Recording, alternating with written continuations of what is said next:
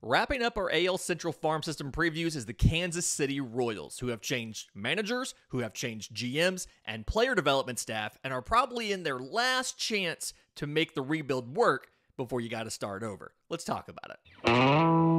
You are Locked On MLB Prospects, part of the Locked On Podcast Network, your team every day.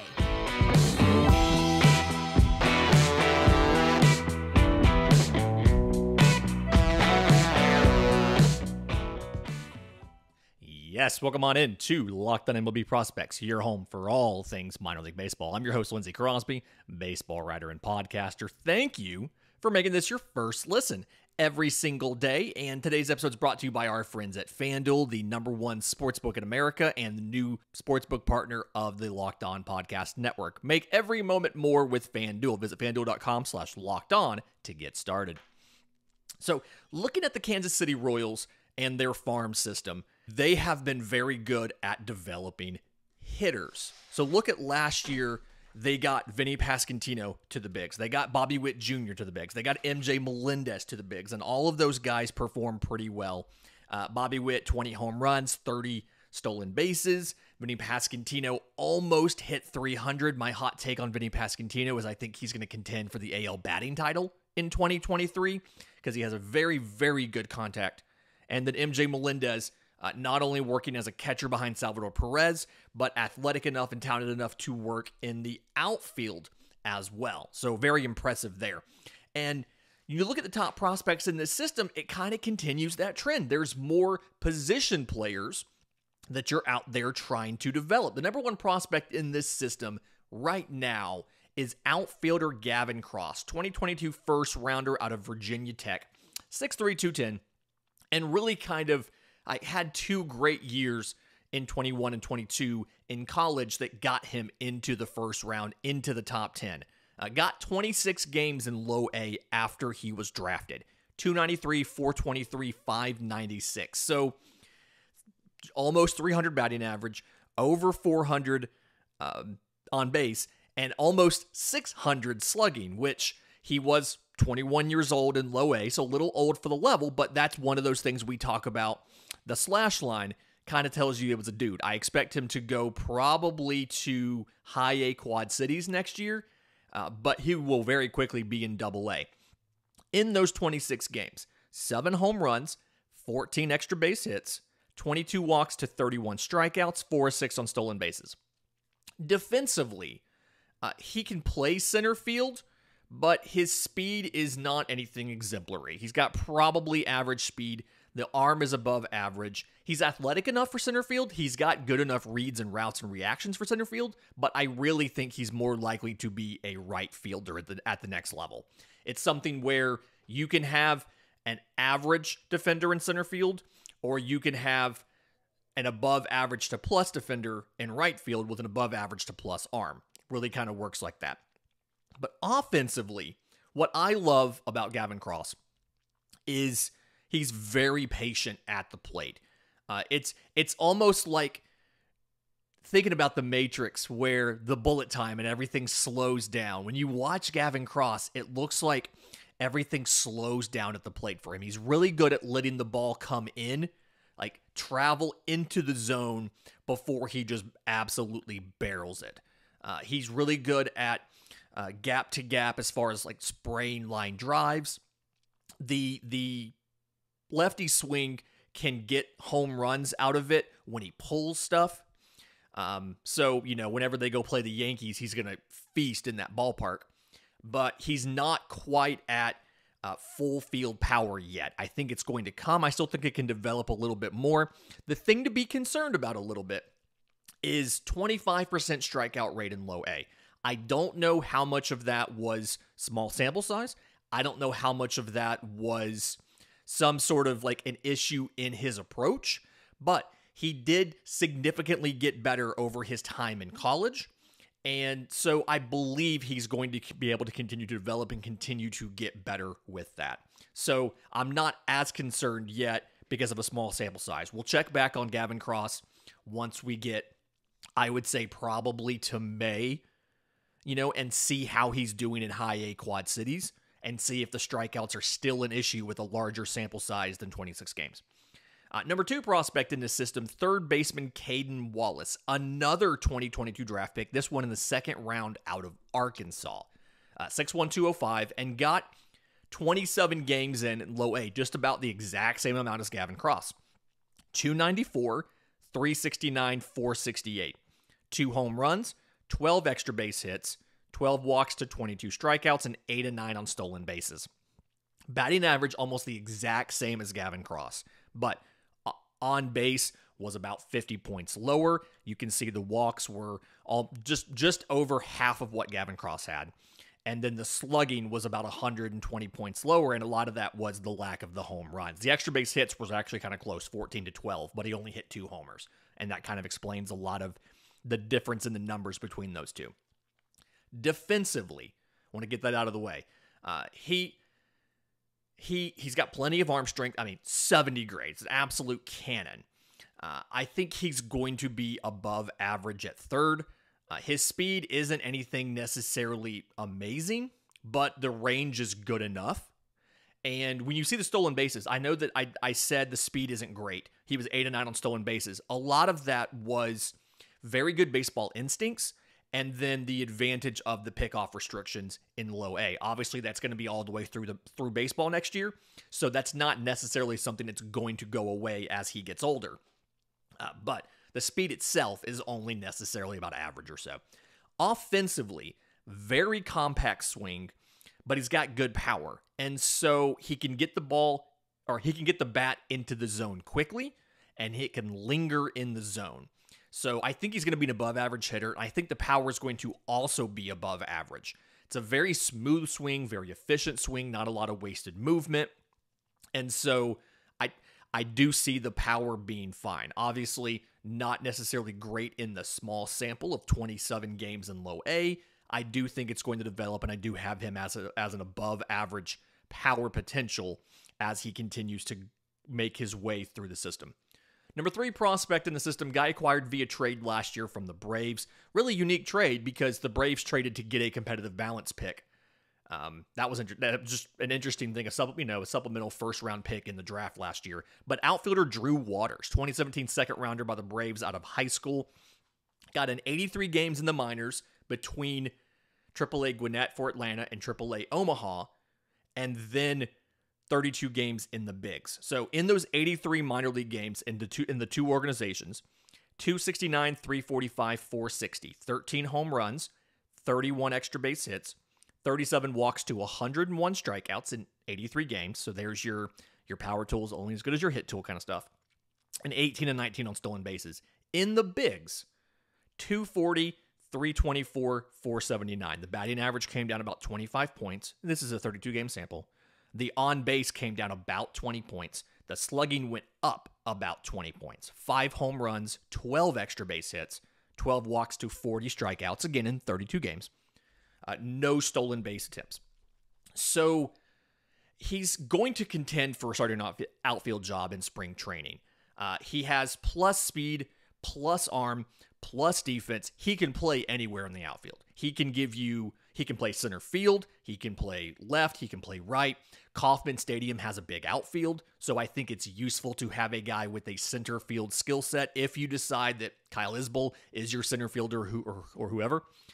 Having Drew Water in one of the corners gives you above average outfield defense because of how much ground he can cover.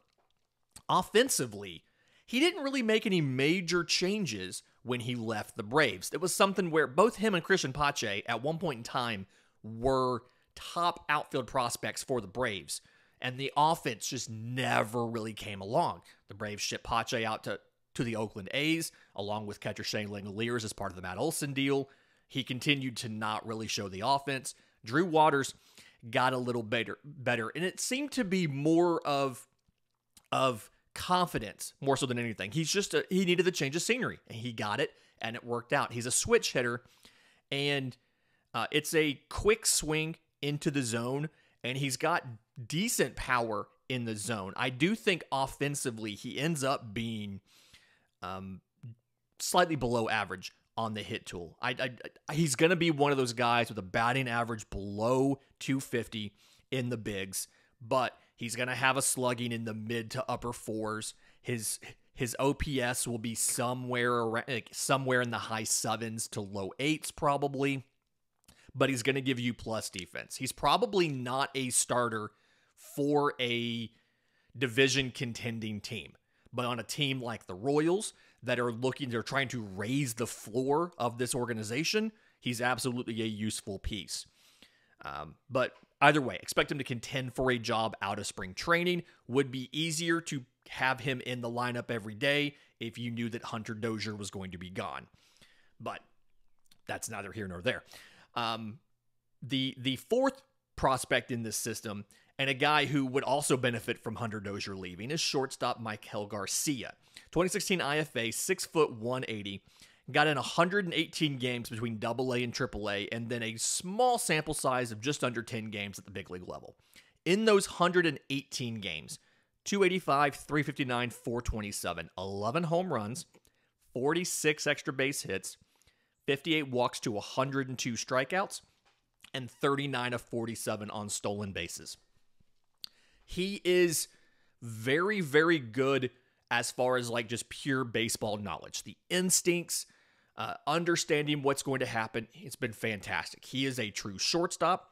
I think there is a scenario where, depending on what happens with Bobby Witt and his defense at short, there is a scenario in the future where Maikel Garcia takes over shortstop and Bobby Witt moves to third.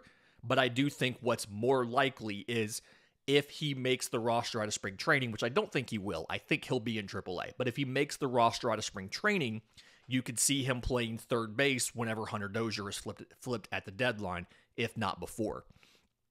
Offensively, he's got an open stance, very good plate coverage. So he is good at covering the entire plate to put balls to any part of the field. The power is kind of where you're concerned. He hit 34 doubles last year, ton of doubles, but he only had 11 home runs in 118 games, so, one less than every 10 games or so. And it's something where, again, the gap power, very, very useful. It's just, you need to see more physical development to get the power into games.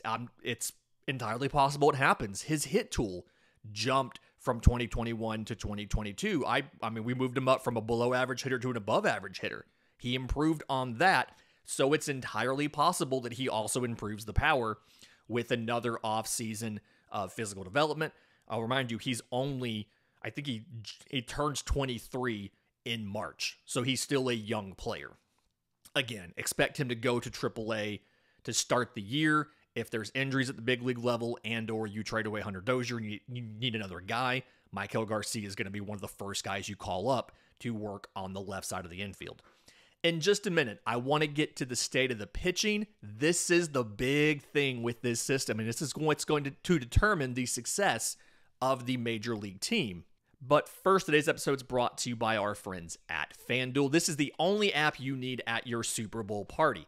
The FanDuel app is America's #1 sportsbook in a safe, secure, and super easy-to-use app. I'm totally excited about having our new sports betting partner come on right before the Super Bowl because they have a ton of great features that make betting on sports fun and easy. You can download the FanDuel app now to bet on Super Bowl 57 with a no-sweat first bet. You'll get up to $3,000 back in bonus bets if your first bet doesn't win. You can bet everything from the money line, point spreads, who will score a touchdown.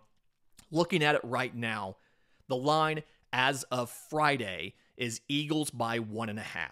You can go in, like I said, tons of things. Will anybody score 2 or more touchdowns? Will anybody score 3 or more touchdowns? Will both teams complete their first pass attempt? Who will have the most passing yards? Who will have the most rushing yards? How many players will throw passes? There's tons of fun props you can do in there. You can combine players. If any of these players score, you win. Things like that. It's just really interesting and fun options you have around the Super Bowl. And then the great thing is when the game is over, you can get paid your winnings instantly. So join FanDuel today at FanDuel.com/lockedon to claim your no-sweat first bet on Super Bowl 57. That's FanDuel.com/lockedon. Make every moment more with FanDuel, the official sportsbook partner of the NFL and the Locked On Podcast Network. Okay, so the state of the pitching, this is the hard thing in this system. This is ultimately what got Dayton Moore fired. Dayton Moore came from the Braves. A lot of the guys in the system came from the Atlanta Braves, and the Braves have always invested very heavily in pitching, and Dayton Moore did the same thing. The system was having some trouble in 2018, and so you went out and they went hard on college pitching in the 2018 draft. You got Brady Singer, you got Daniel Lynch, you got Chris Bubick, you got Jonathan Heasley, you got Jackson Kowar.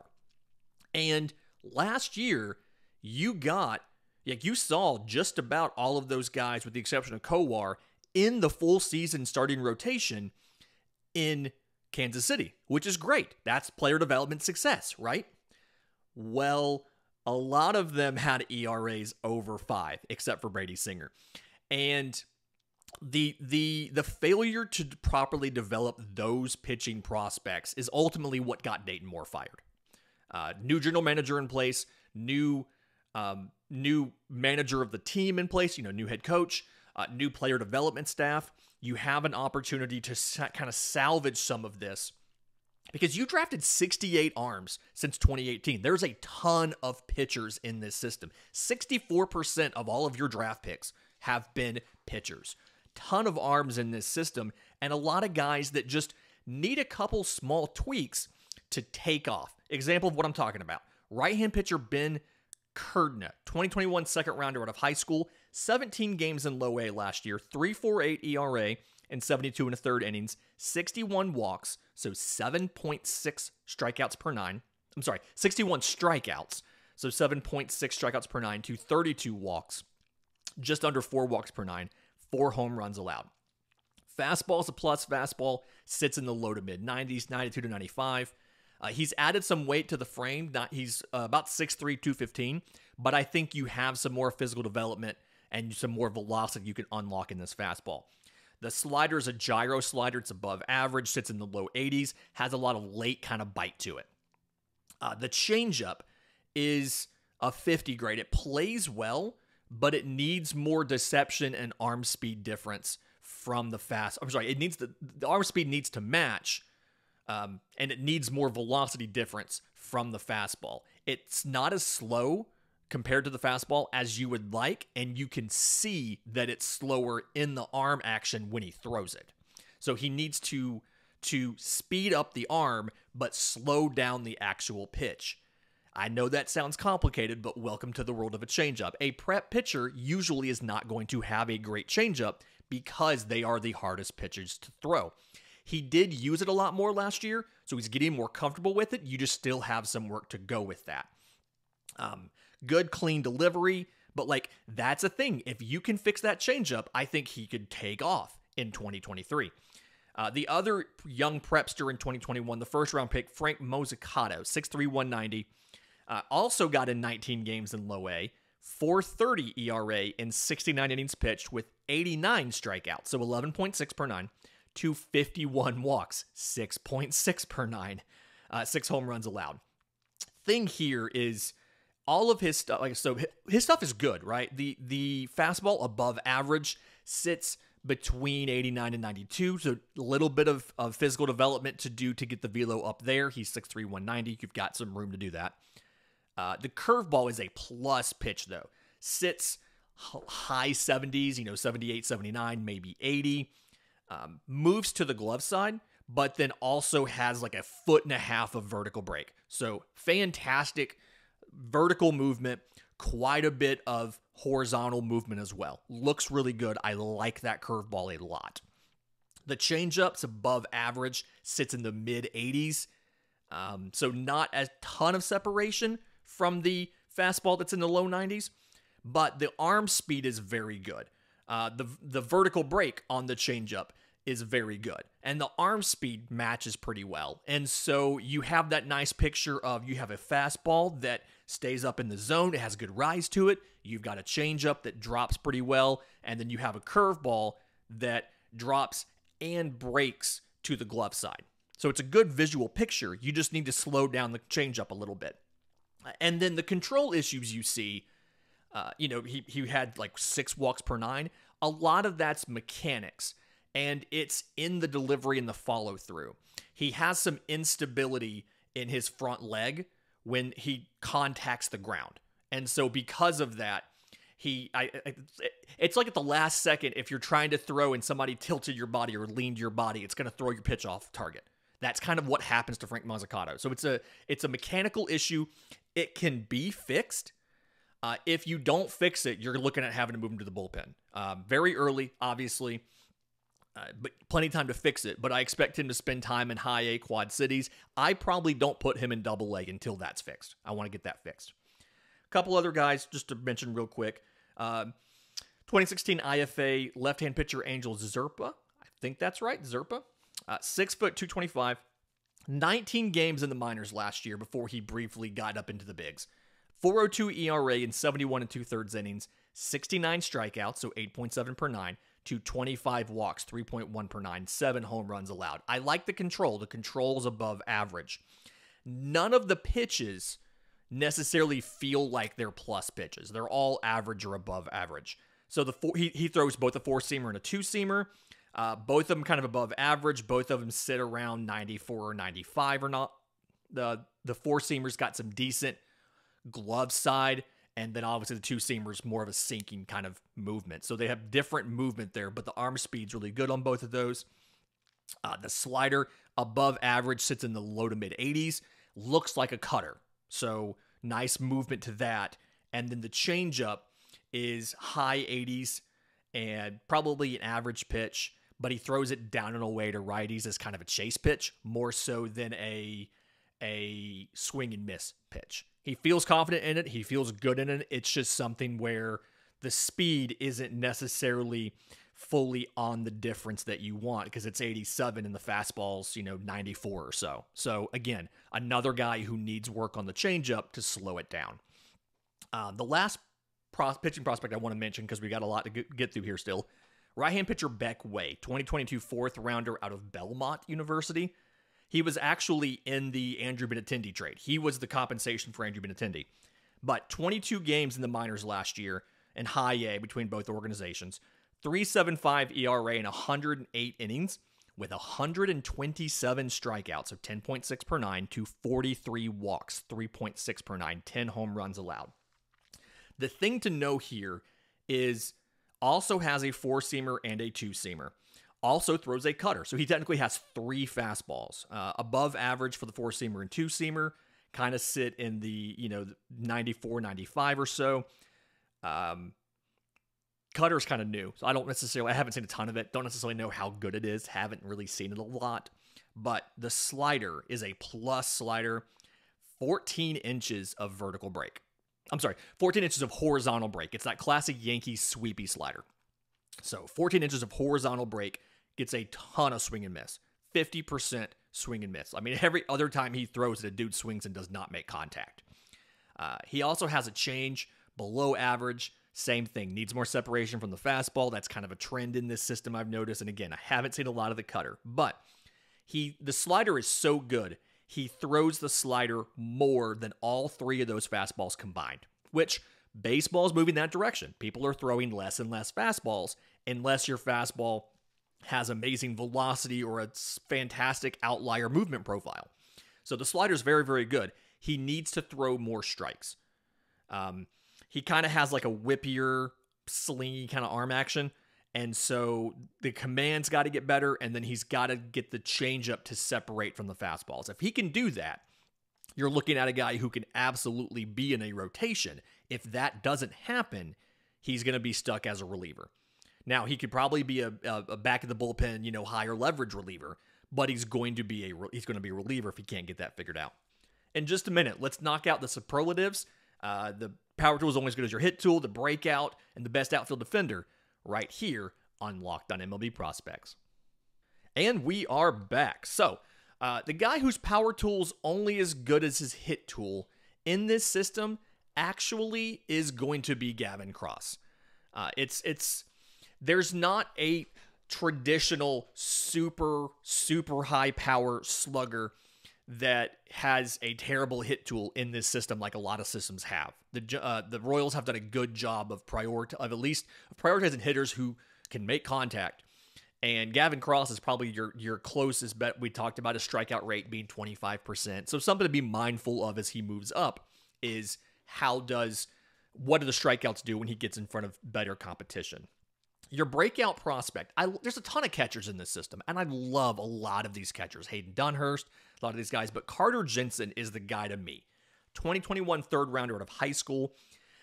Yes, a prep catcher is like the riskiest possible thing you can ever look at, and yes, it's going to be a while before you see him in the bigs because he's a prep catcher. They have so much work to do. But last year, he got 113 games in low A. 226, 363, 382, 11 home runs, 37 extra base hits, 83 walks to 103 strikeouts, 8 of 14 on stolen bases. So the thing about Carter Jensen, the reason why I think he's a breakout is when you watch him. So one, left-handed hitting catcher, not a thing you see a lot.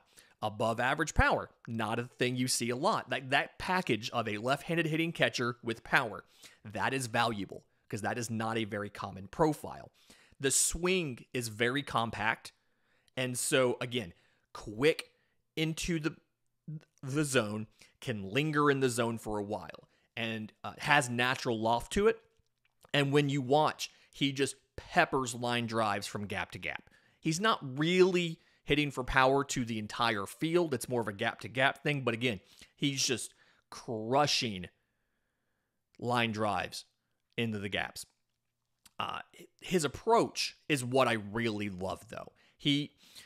When he first started last year, there was times when he would be a little bit, I'm not going to say timid in the box, but he would be a little too patient, waiting for the perfect pitch. And over time, he got better with understanding this is a pitch I can do damage with. It's not the perfect pitch, but it is good enough for me to put a quality swing onto it, barrel it, and put it at the wall for a double.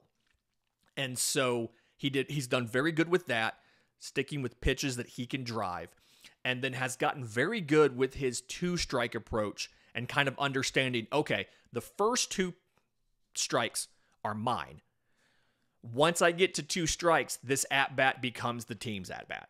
I need to understand, rather than trying to still hit a home run, pull a home run, or still trying to drive a line drive into the gap, I need to understand with two strikes, I got to shorten my swing, choke up a little bit, get a ball in play, move a runner over.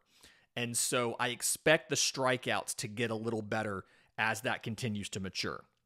Now, defensively, he's going to be an average defender. He's decently athletic despite the speed not being great. The arm is above average. He's just kind of raw. He didn't start catching, as I understand, until high school. He wasn't catching until he got into high school. And so he's just a little bit young at this, needs to work on the blocking, needs to work on the receiving. Game calling is always a thing that almost every catcher, when they get to professional baseball, has to work on. But I like the potential of left-handed hitting power catcher in Carter Jensen. I expect him probably to start at high A. He will be pretty young for the level. He was only 18 last year in low A. His birthday apparently is July of 2003 is when he was born. So he's not going to turn 19 until midway through the season. So he'll still be young for the level. But I do think he's going to do pretty well in high A in 2023. Best outfield defender in this system is Diego Hernandez, 2017 IFA out of the Dominican. Got on 115 games between high A and double A last year. 284, 347, 408. 9 home runs, 34 extra base hits, 39 walks to 100 strikeouts, and 40 of 52 on stolen bases. And the stolen base number is a good place to talk about what Diego Hernandez does really well. And what he does really well is he is very fast, he has a very big arm, and he has very good reads, routes, and reactions. He is one of the better. I would put him as a top 10 outfield defender in the minor leagues right now. So 70 great speed. The arm is 60 to 65. Not quite sure exactly where it's going to come out, but very good. It got to the point he racked up a couple outfield assists in the first couple weeks of the season in high A, and then teams just stopped letting their guys run. So we didn't get as many chances to see it as we wanted, but arm is very good. Speed is fantastic. Now, he has to have good speed because right now his swing is not the best. He hits ground balls more than 50% of the time. So when he gets on, it is because he smacked the ground ball and then he beat the throw to first. Now, 32 games in AA Arkansas to end the year. Batting average was .298. That worked up to a point, but there's going to be a moment when that stops working. He's done some work to shorten the swing. He's done some work to elevate the ball. Still has some work to get there. There's also a physical development you need. Last I saw, I don't know if this is accurate or not, last I saw about 6 foot 150. So obviously some physical development you can do. You don't want to do too much. You don't want the speed to back up anything significant away from a 70 because that is game-breaking speed. But Diego Hernandez, very good defensive outfielder, very high floor. And I think even if his hit tool didn't get appreciably better, you could still see him as a defensive replacement, fourth outfielder type in the bigs. So that's how good his defense is already. What a fantastic week this week. We're starting off with the West divisions next week, but first we have our mailbag on Monday. If you have questions for the show, I'm on Twitter at Crosby Baseball. Show's on Twitter at Locked On Farm. You can email us, lockedonmlbprospects@gmail.com, or drop your questions in the new Locked On MLB Prospects Discord. Link is in the episode description, and the link is in the show notes. Until Monday, this has been Locked On MLB Prospects.